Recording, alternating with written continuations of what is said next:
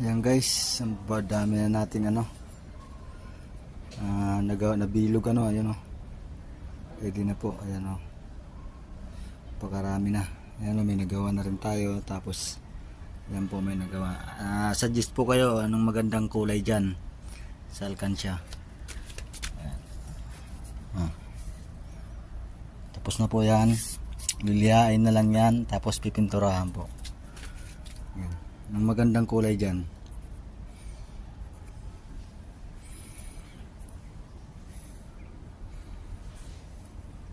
Ito naman po para sa tower, tsaka to.